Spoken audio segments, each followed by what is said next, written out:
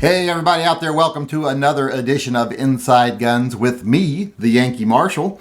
I want to welcome everyone here to our third show of this series. I wonder at what point I will stop saying what number of shows it is. But with that being said, the number of shows we've done right now, I want to move on to my first topic today. My first topic today is guns and ammo shortage. First off, I want to deal with the fact that a lot of people are going to have to accept it ain't getting better anytime soon. Now, I'm not being pessimistic. I'm not being a downer here. I'm just saying that because of certain circumstances right now, we're going to have to deal with the fact that inventory is going to be greatly reduced for a while. It's just going to happen. It's going to get better by, I would say, mid to third quarter next year, like kind of the mid of next year to the 3 quarters through the year. We're going to see an increase in gun availability. Things are going to start to open back up. We're going to start having more of a normal market. That is if people don't continue to fear buy. By that time, I think panic buying will be kind of, waning, and I think supply will be coming back up. So I think then we'll see some good things. But until then, it's going to be bad, and it's going to get worse. And I want to explain to people here today why it's going to get worse. I'm going to use guns as the example here because a lot of people don't seem to understand how COVID is affecting the availability of guns right now. It's not just panic buying because of the election or anything like that. It's COVID. And not just people panic buying because of COVID, but COVID itself is causing a lot of things to happen here, especially with imports. If you remember, a lot of the foreign countries just went back into lockdown. They just announced new lockdowns, and they had lockdowns before. That really affected import firearms and import ammunition. Because of their lockdowns, we're not getting as much stuff brought in. Now, a lot of people might ask, well, okay, I can understand how that fits or affects imports, but how does that affect domestic guns? Why can't I get domestic guns? Well, it's all part of the same bubble here. If you go into a gun shop, let's say a normal gun shop, let's say they bring in 12 guns every day, a mix of imports and domestics. And they get about 10 buyers every day for those 12 guns. Well, those people that come in there, those 10 buyers, they choose a mix between imports and domestics. And usually at the end of the day, they all walk out with the gun they want, and there's some guns left over. But on a similar day, if something happens where that supply chain of import guns is interrupted, like factories closing down because of COVID, shipping being slowed because of COVID, entire countries just stopping business for a while, that causes a problem in that gun shop because now they have only a couple of import guns, even though they have all their domestic guns. Well, some of those people that would have bought import guns like Berettas or Glocks are now going to choose something like a Smith & Wesson or a Ruger. And therefore, at the end of the day, they're going to sell out all their guns because they had less guns to start with, but they have more buyers. And some of those buyers that would have bought imports now switch to domestic. So that means they sell all their guns, and there's still a couple of people who don't even get a gun. Well, those people don't disappear from the market. They go somewhere else and try to buy a gun. Chances are they're going to buy a domestic gun because that's what's going to be more available. So the next day when that dealer tries to get his replacement inventory in, not only is he short on domestic guns still because of the lockdown, but now because he's competing with increased demand from other retailers, he gets fewer domestic guns as well. So he's got fewer import guns and fewer domestic guns now, but he still has the same number of customers wanting to buy a gun, or more even. But let's just say he still has the same number. Well, at the end of the day, he's going to sell all of his guns, and an even bigger group of people are left out in the cold. And that's how shortages happen. There's not enough to go around, and that keeps growing. It's just a repeating cycle where the number of people who get left out in the cold every day is larger and larger. Well, that's going to continue to happen for a while. Until Europe is opened back up and until we are fully opened back up, there's going to be shortages. It's something we're going to have to deal with. It's something we're going to have to realize. We're just going to have to put on our big boy pants and deal with it. Like I say, let's not panic. Let's not think, well, the world's coming to an end and that's why we can't get guns. No, right now it's just simple economics. It's simple supply and demand. It's simple conditions of manufacturing and shipping. It is temporary. Remember, it's temporary. Hopefully, most of us are pretty well set for what we need. Hopefully we thought to stock up on ammo. Hopefully we have the guns we need for self-defense and the ammo, like I said, to put in them. So hopefully most of us are okay. So if we just calm down and realize this is just how business works, this is what happens with supply and demand, this is what happens when supply chains are disrupted. It's not some nefarious thing. It's not some portent of the end of the world. It's just something that happens. If we all realize that, I think we'll get through this a whole lot easier. And having said that, that brings me to my second topic of the day. Now, this is something I thought I would never have to say. It's definitely not in character for me, but maybe right now, those of us that are well stocked, that have plenty of ammo and have plenty of guns, maybe right now, while there's shortages, we should stay out of the market a little bit. Allow the stuff that is there to be available to people who do not have a gun they need for self-defense yet, or do not have ammo to put in that self-defense gun. Now, I'm not saying don't buy anything. I've been buying things like grips and stuff like that, new sights, stuff that really isn't necessary for a beginner, but still satisfies my desire to have something new. So, like I said, maybe those of us that are well stocked stay out of the market for guns and ammo for a little while. Keep ourselves busy with accessories for a while. Keep the accessory market flowing. Your dealer makes great money off accessories anyway, so it might be a better thing for your dealer if he's able to care for more customers that need guns and ammo and still sell some accessories to nut jobs like myself that need some sort of fix. We need our gun fix. So that's all I am saying right here. I'm not telling people to stop buying guns. If guns are readily available in your gun shop, go ahead and buy them if you want one. If ammo is readily available, buy it if you want it. But if it's in short supply, they're rationing, whatever, let it go to people who need it more. Maybe even if we don't shoot as much for a couple of months. It's winter time. I think most of us could reduce our shooting right now and still be fine in a few months. We're not going to forget how to point the hole with the end with the hole in it towards the bad guy. We're not going to forget how to pull the trigger. We're not going to forget how to aim in just a few months. Those of us that actually do know how to do those things anyway, especially the aim part. So maybe let's back away, because a lot of us, since we're good customers at gun shops, we get first priority. They're like, hey, if this comes in, do you want first shot at it? Or hey, if this ammo is available once we get it done, do you want first shot at it? Maybe we should be saying, you know what, that's really nice of you, but right now I should do the right thing and kind of back off and let people in need have it first. So that's all I'm saying. I'm not saying you have to. I'm just saying this is a suggestion that might make it easier for people that are coming into the Second Amendment community right now. Not those of us that are already here, but the people that are just coming into it. And if we really want to expend some gun-related energy, get our gun fix, maybe we can start helping those people learn about the Second Amendment. But for now, we back off a little bit. That's all I'm saying. That's one more thing I think we could do to make the next few months a whole lot easier. All right, now we're to the part of the show where I like to answer an email from a viewer. Now, this email is not a very friendly one, so I'm not going to read their name here, but I am going to read the message they sent me. They sent me an email saying, how can you call yourself an American when you openly support the communist takeover of an American city, i.e. Seattle? I think they mean supported, not support.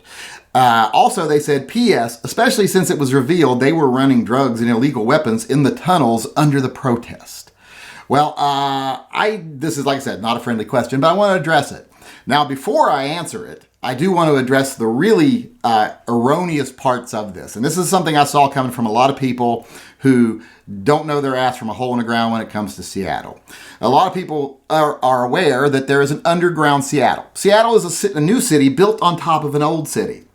When they were having flooding issues, fires, etc., they decided what we're going to do is we're going to raise the city up. We're just going to build on top of the old one, make the new one. So there's an entire city under the new city, entire old city under there. But it is not in the area where the protests were. This is only down in proper Seattle. The protests were up on Capitol Hill. There is no underground there. So this notion that they were trafficking drugs and guns, and even some people were saying they were trafficking children. No, they weren't. Not in the tunnels under the protest, because there are no tunnels under the protest. That's an old part of the old city before the city even moved down into the valley. And it's not a big area. It's mostly just residential stuff and some small businesses. And there is no underground. So anyone who told you that is someone who is just making stuff up based on limited knowledge of the city, or they heard something from someone else who did that and they didn't verify it before they repeated it. So I want to clear that up for you right away before we even address your topic. How can I call myself an American when I supported the communist takeover of an American city? Well, first off, it wasn't a communist organization that took it over. Now, the group, well, let's just say the people who did it were not communists. They were just basically ordinary citizens who supported BLM. Now, you can believe what you want about the founders of BLM or BLM itself. I don't like BLM. I doubt you do either. I don't support them. I think they actively harm black people. I think they damage black people. I don't think they're about making life better for blacks. I think they're about exploiting racism. But that's not the point. The people who showed up, no matter what banner they're standing under, they were protesting police brutality. They were protesting the government, an agency of the government, an armed agency of the government that often enforces the government's will on people. That I support. I support any American's right to protest, period. Whether I agree with them or right, as long as, or not, as long as they are not doing something blatantly violent or illegal. Like if they're protesting because they want to drop the drinking age to 7. But yeah, I would still support their right to do it, but I'm not going to support them, period. But I am going to support their right to speak. It's just something about the American principles that I hold dear that tell me I have to support people speaking. I have to be an ally to free speech, whether I agree with them or not. Now, if they're harming someone with their speech, that's different. But if they're just having their say and they're addressing the government, even if they're engaging in minor civil disobedience, that is an American right. The First Amendment is even more important than the Second Amendment. The only reason the Second Amendment takes precedent over the First Amendment in my mind is because it guarantees the First Amendment. And any of us that carry a gun to exercise our Second Amendment rights but don't want to recognize the First Amendment rights of people we disagree with, I think we have a little misunderstanding there, a little disconnect on what it means to be an American. You should always be an ally of protest. Always be an ally of free expression. Always be an ally of the freedom of speech. Always. Whether you agree with them or not, as long as, like I say, they're not blatantly wanting to do something illegal. And that way, I think we would all get along better, and I think the government would be a little more careful about some of the things they do if we did support each other's rights to speak, instead of demonizing each other because we disagree. So that's why I support free speech. Now, that's some people say that means, well, you support Antifa. No, that was not an Antifa event. There were some Antifa there at the end. I didn't get along with them very well at all. But I still supported the right of the people that were there at first doing the right thing to protest. After they left, it was just vagabonds and Antifa hanging around, and I made a video about that. But here's another thing I want to address here real quick. Not only did I not support Antifa, but I also was not supporting people taking over a part of the city, because they didn't. They were granted that area by the mayor. The mayor of Seattle said, hey, if you contain your protests and your activism to the park and these 2 city blocks in front of it, then we will not bother you. We will label that an autonomous zone. You can protest there for as long as you like, as long as you don't get violent, as long as you don't permanently destroy property. So they were not taking over a city. They were in what the government had declared an autonomous zone, a free speech zone, and they basically had a block party for a few days, which then degraded, as they always do, into just a hangout for drug addicts, homeless people, and Antifa. But you don't get to stifle free speech just because of what the later consequences are. There's always vermin that rush in, to pick on the scraps when the people that were there for the actual event leave. So we can't use that as an excuse to demonize people using their freedom of expression. And like I said, they didn't take over anything. They were granted it. If you've got a problem with that, well, then you've got a problem with the mayor. And I can understand where people do have a problem with that. But the reality is, when the people were there to protest, they were there with the blessing of the city, and they weren't being violent. I showed you multiple instances where they were not being violent.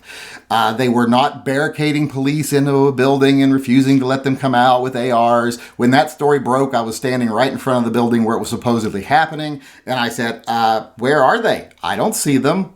There's no one in the building. The building's been boarded up for days.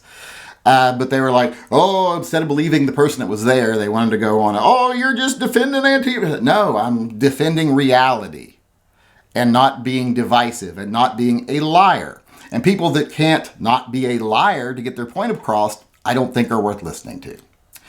So just to address your question there, your email, which I think I've already done, there is no underground there. They were not taking over a city. They were granted a specific area in which to protest. And two, I don't have to agree with what they say to support their right to say it. And I'm not going to use what happens afterwards as an excuse to demonize the people that were there doing things the right way. So if you can't accept that, I'm sorry, but I will always defend the First Amendment as vigorously as I defend the Second. Well, now that I've said that and pissed everybody off, I want to remind everybody, if you want to be a supporter of my channel, since this channel does not take promotions, I do not take money from Leviathan Group to pimp products. I do not take money from manufacturers to give good reviews, and I don't take sponsors. I don't let people fly me around in helicopters or buy me special toys or anything like that, because I want to remain as impartial as possible as I can be with my stubborn opinions. So if you want to support the channel, please go over on to Patreon and become a patron of the channel. Join the posse, and I appreciate everyone who does. All right, now it's time for a little bit of gun talk. And this week, I want to address people who keep asking me all the time what I think is the best pocket pistol. Well, I know a lot of people that consider like small revolvers, etc., pocket pistols. I don't. I am very sensitive to things being in my pocket. I don't like stuff in my pocket. It really bothers me. The only place I can really stand stuff in my pockets is my back pocket. It's like a wallet, etc. So to me, the best concealed carry gun that can be a pocket gun is one that can easily go into a rear wallet holster and go in your back pocket and be no bigger than a regular wallet. And the reason I like the rear wallet holster is because if you're sitting down and you got a gun in your front pocket, very difficult to get to without standing up. Rear pocket, you can get to it standing or sitting. So what I think is the best is the C-Camp 380, the LWS 380. It's an amazing little gun. It's super tiny. You won't believe how small this gun is until you hold it in your hands. It easily fits in a wallet holster, goes in your rear pocket, and it's .380 caliber, so it's still effective. Now, it's just a belly gun. It's for up-close use, but it's a very effective gun for up-close use. Most people who are going to carry a pocket gun aren't going to be engaging assailants at a very long distance anyway, because they're not equipped for that. So this gun is perfect for pocket carry. So when people ask me, what is the perfect pocket carry gun? There's really only one answer in my opinion, and that is the C-Camp LWS 380. Okay, I want to end today's show with a legislative alert, and this comes from the GOA. The GOA has filed a petition with the government to restore the gun rights of veterans who have had them removed unjustly.